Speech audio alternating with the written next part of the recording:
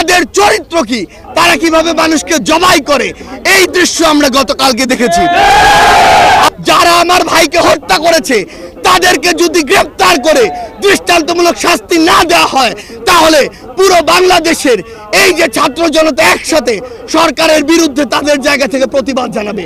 এই বাংলাদেশের মুসলমান যারা রয়েছে শান্তিপ্রিয় মুসলমান, এই বাংলাদেশের মুসলমান যারা রয়েছে তারা আসলে যেমন নিজেদের ধর্মের প্রতি তাদের সহানুভূতি রয়েছে, অন্যান্য ধর্মের যারা রয়েছে তাদের প্রতিও তাদের সহানুভূতি রয়েছে।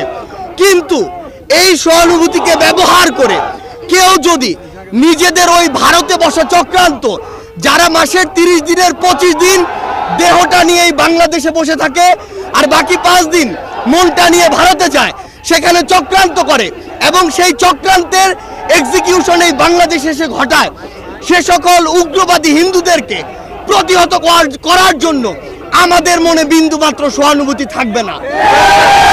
আমরা আমাদের জায়গা থেকে স্পষ্ট করে বলতে চাই, আমরা অনেক সহ্য করেছি, আমরা আমাদের জায়গা থেকে সর্বোচ্চ উদারতা দেখিয়েছি। আমরা দেখেছি এই অভ্যুত্থানের পূর্বে কারা কতটুকু এই অভ্যুত্থানকে সমর্থন করেছিল। আমরা দেখেছি এই বাংলাদেশ থেকে শেখ হাসিনা পালিয়ে যাওয়ার পরে কাদের মন সবচেয়ে বেশি খারাপ হয়েছে। আমরা আমাদের জায়গা থেকে স্পষ্ট দেখেছি, যখন এই বাংলাদেশে অভ্যুত্থান পরবর্তী সময় একটি অস্থিতিশীল পরিবেশ হওয়ার কথা ছিল, তখন কিভাবে আমাদের এই মাদ্রাসার ভাইরা ওই মন্দিরে গিয়ে পাহারা দিয়েছে, কিভাবে 5ই আগস্ট রাতে সারা রাত ওই মন্দির পাহারা দিয়ে সকালে ফজরের নামাজ তার সামনে রাস্তায় পড়েছে। সেখানে এই সহানুভূতিকে কেউ যদি প্রশ্রয় হিসেবে দেখে, আমরা স্পষ্ট করে বলে দিতে চাই, শুধু অন্তর্বর্তীকালীন সরকার নয়, বৈষম্য বিরোধী ছাত্র আন্দোলন নয়, জাতীয় নাগরিক কমিটি নয়, পুরো বাংলাদেশ একসাথে এ সকল উগ্রপন্থীদেরকে প্রতিহত করবে।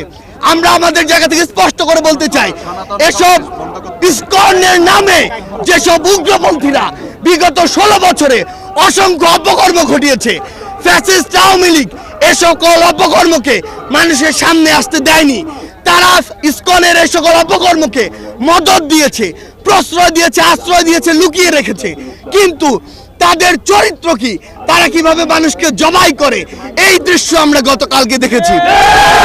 আমরা আমাদের জায়গা থেকে স্পষ্ট করে বলতে চাই, বাংলাদেশের মানুষ যেমন সকল ধর্মের প্রতি সহানুভূতিশীল, একইভাবে সকল উগ্রবাদীদের বিপক্ষে তাদের রক্ত গরম হয়ে সর্বোচ্চ অবস্থানে যেতে, তাদের বিরুদ্ধে দাঁড়াতে, তাদের প্রতিহত করতে বিন্দুমাত্র দ্বিধা করবে না।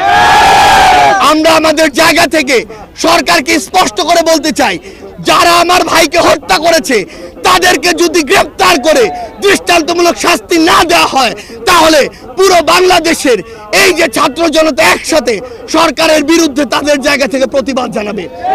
আমরা আমাদের জায়গা থেকে বলে দিতে চাই, যদি এই ক্ষেত্রে দৃষ্টান্তমূলক শাস্তি না হয়, তাহলে এটি হবে সরকারের বিচার ব্যবস্থার ক্ষেত্রে অন্যতম একটি ব্যর্থতা।